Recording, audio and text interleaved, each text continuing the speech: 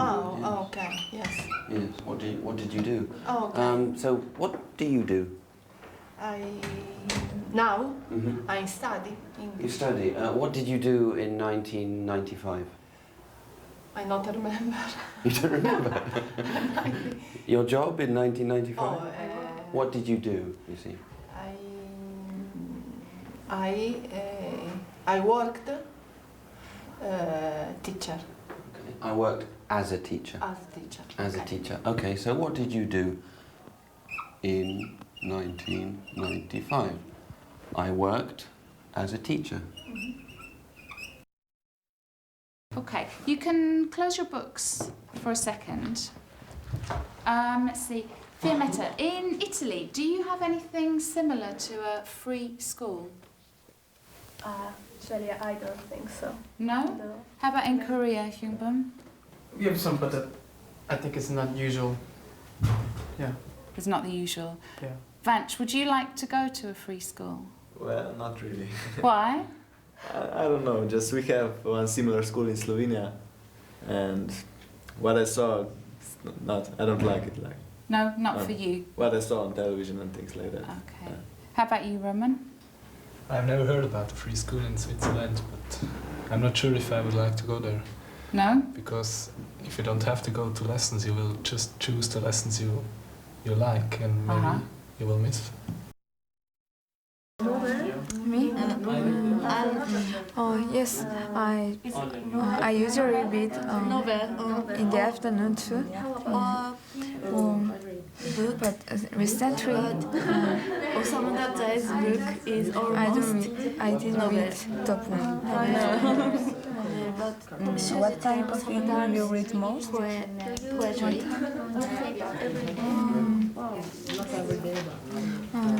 Maybe I like music, so I read the music about.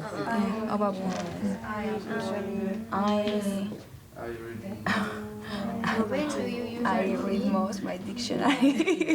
Yeah, me too. Yeah.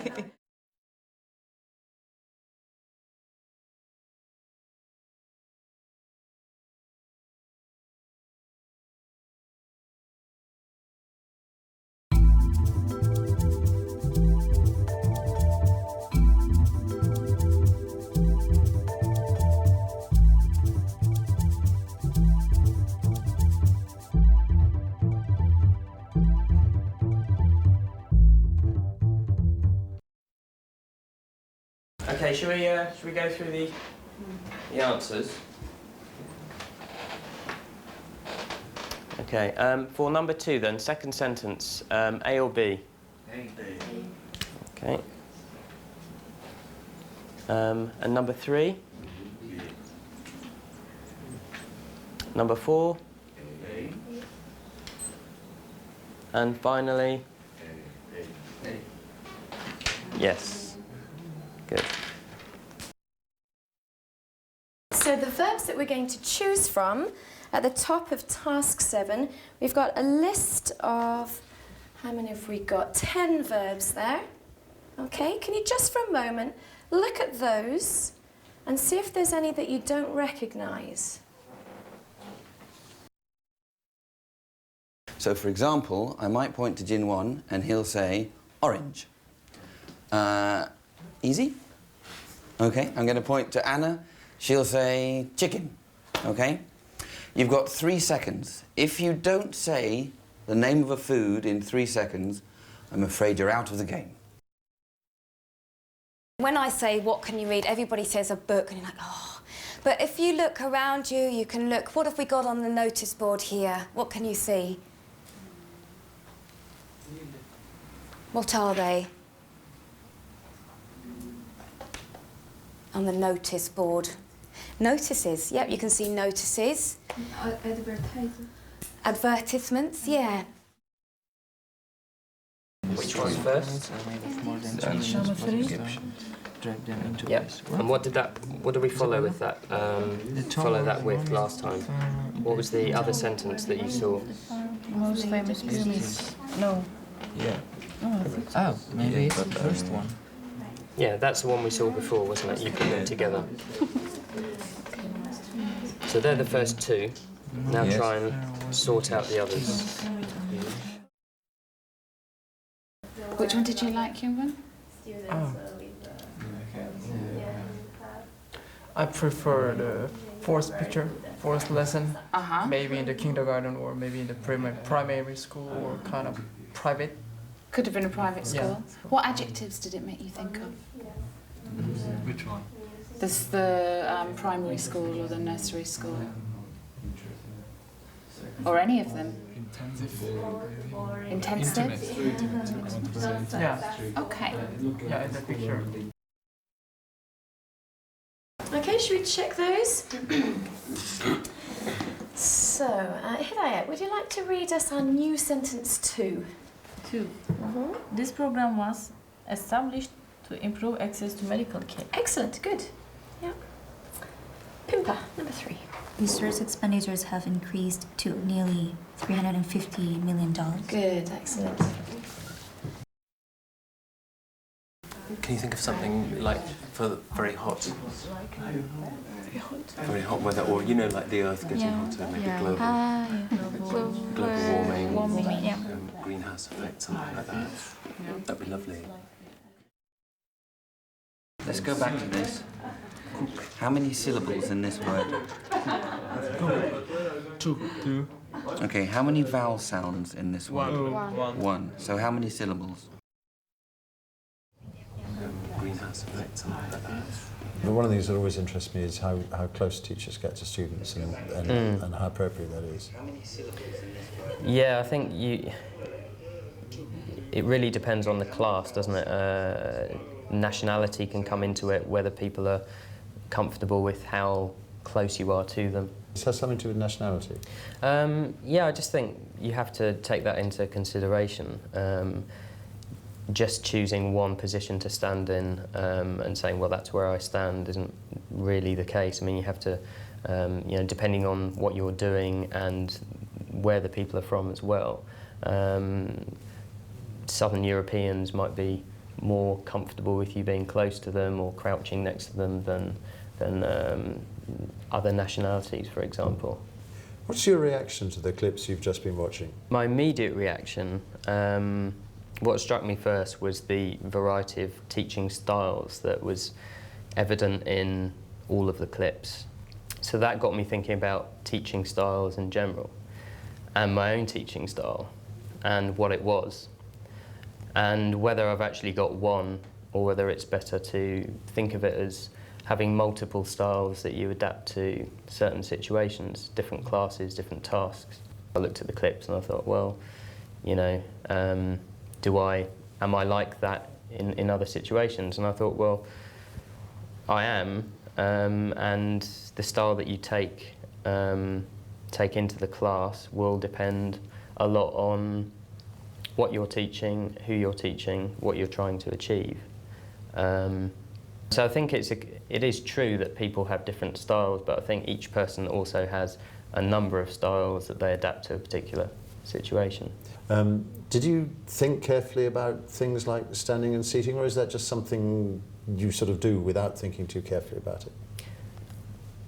I think you consciously think about it sometimes, but I think it would be true to say that it's something that comes with experience. I mean, you start knowing the best place to be for a certain task, for a certain activity, and that could be for a number of factors. Whether the exercise is teacher-centred or student-centred, whether there's an element of correction needed. Does that correction involve all of the students or one individual? If it does involve all the group, then it might be best to be near the board, so you can use that as an aid. So there are a number of factors that I'd say. And also, I think sometimes, if you're looking at, for example, accuracy, then it's necessary for you to be next to the students because that's the whole point. You're supposed to be correcting them. For other activities, for example, brainstorming, it might not be necessary for you to be there at all. I mean, you could just leave a group and come back to them. and see what they've come up with. I was interested in the contrast between when you were working with the individual groups of people, you tended to sort of stand by the table and do it like that. We saw some of the other teachers were sort of sitting on tables, crouching on the floor, that kind of thing. I wondered if you had any comments on that. Yeah, well, I think, again, it was interesting seeing the other teachers and the other clips. I think there are moments when I will crouch next to a group of students, and I think sometimes by crouching next to a group and not being visible to other groups, you're not interfering with what they're doing. By standing up, you're still visible. People might be listening to what you're saying to a particular student, not focusing on what they're supposed to be doing with their group. And I've noticed that in a few situations where people have sort of looked over, you know, what's he correcting? Shall I write that down? If you're not visible, you can help the group that you're working with, allowing the others to get on with it and then move on. So I think crouching does have its role sometimes, you know. Is there any time when it might be sort of inappropriate? I think you have to take into consideration how, well, nationalities, different cultural backgrounds, and also how well you know the students. I wouldn't, on the first day, during a getting to know you, go up and crouch next to a group of students, because I think that might be sort of seen as an invasion of personal space. But if you know the group and you've been working with them and you've got a good rapport, then that might be appropriate. It might be seen as friendly. And so I think there are a number of things you've got to consider.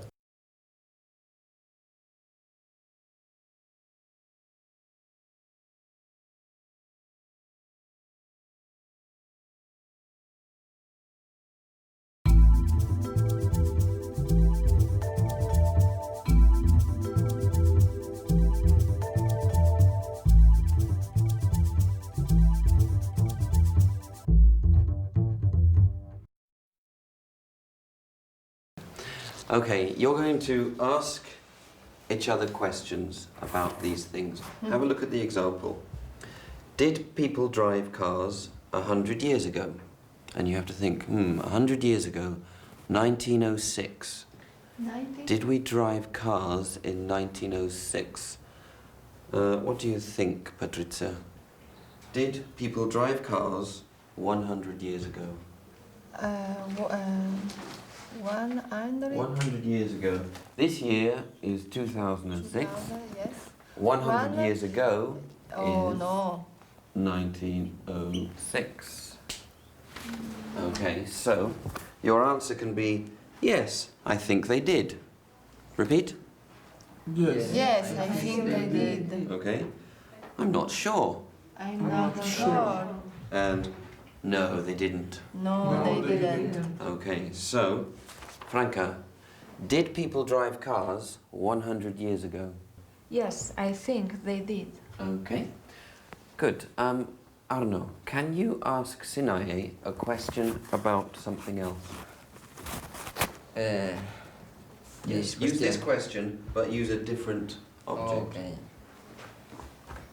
Did people ride bikes 100 years ago? I'm not sure.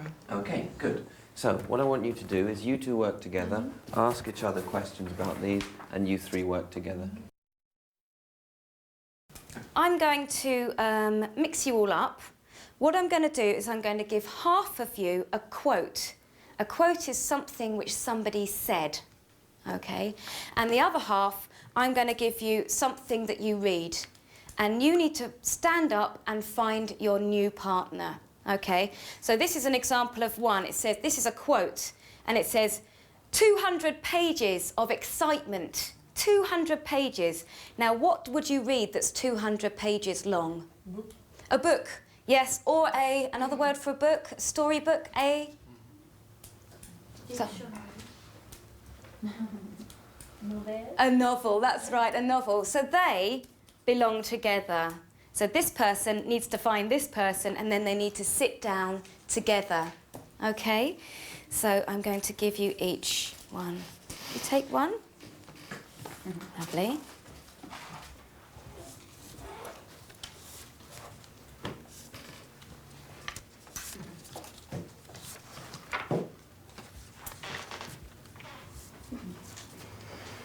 Which one?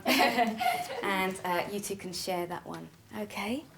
I'd like you to read it to the other people in the class. Don't show it to anybody, just read it. Okay, listen to each other, and when you think you've found your new partner, sit down together. Okay? So stand up and walk around. Okay, well done, that's excellent. Now we're going to move on to a bit more vocabulary. Not all of these are verbs now. In numbers 1 to 4 below, we've got a choice of 2 words or phrases, and you want to cross the one out that you think is informal, leaving the formal of the 2 options. So if we look at number 1 together, so sentence 1, the government has made good progress or considerable progress in solving environmental problems. Which one sounds more formal? Cross out the good. Lovely, yes, so cross out the good. Okay, we'd like to do the same for numbers 2, 3 and 4. So sentence 1, the government has made good progress or considerable progress in solving environmental problems. What's your reaction to the clips of people giving instructions that we've just been watching? Quite positive, because it's nice to see that it works. There's instructions given in different ways, and sometimes you give instructions and you wonder whether they've sunk in or not. And sometimes they have, and sometimes they haven't, and sometimes you don't know whether they have or not. If they haven't, then you can either let them carry on and try to get them to finally understand what they are supposed to be doing, or you can, perhaps if there's 2 students who don't know what they're supposed to be doing, you can ask them to watch what's going on. Sometimes you do have to just stop everyone and start all over again. Because? Well, you normally see when you haven't explained it properly, and everything, well, basically everyone is doing what they shouldn't be doing, or they're doing something not quite in the way that you wanted them to do it. That probably means you haven't explained it properly, so you just need to give them a little bit more encouragement, perhaps another demonstration of what's supposed to be going on. Is giving instructions something you can be trained to do, or do you just kind of learn it on the job? I think you can be. It's funny because I think I learned it on the job, and it is trial and error, seeing what works and what doesn't work. And I think you have to give instructions in different ways, if only for variety. But I think an important thing about giving instructions is that it's interesting for students to hear you giving instructions. So in a sense, giving instructions is sort of good comprehensible input. It's Absolutely, yeah. Yeah, I think any language in the classroom is useful language. And in the clip, for example, where we saw you giving an instruction, had you planned to do it that way? Was it very carefully thought out, or did you just do it sort of on the basis of what it felt like at the time? It wasn't carefully planned. I think that's what I would have done naturally with that level and that activity, without thinking about it too much. They were very low-level students, so I did have to be quite explicit and make sure that the demonstration I gave was very clear before I started the activity. Otherwise, it wouldn't have worked with that particular group.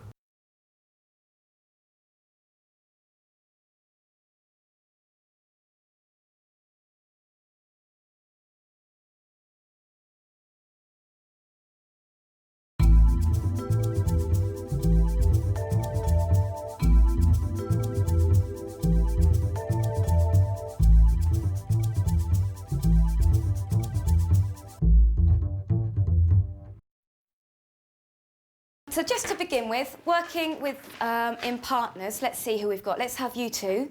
We'll have you two. You two, you two, and you three can work together.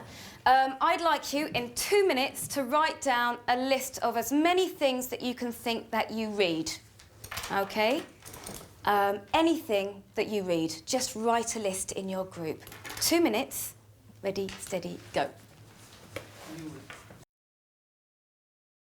Okay, now what I need is tables with,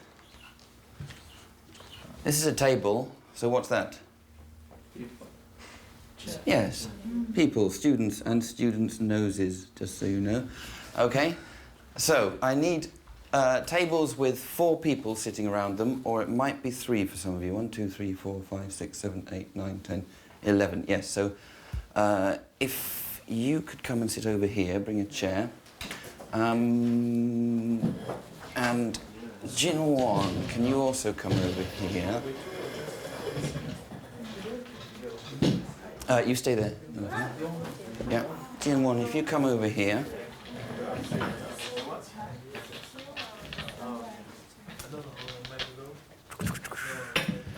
Okay, and can you two come around out?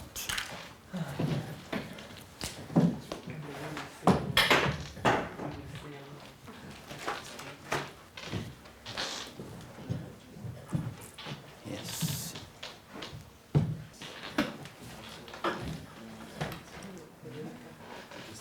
Let's actually move over here. Can you 3 all come over here? If you sit in that chair there, that's fine.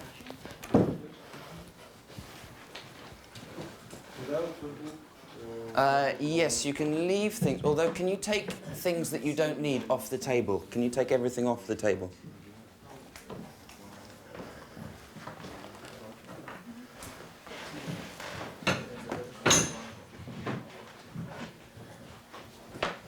Does everyone have a chair? Ah, it's 2 3s and 1 4. Right.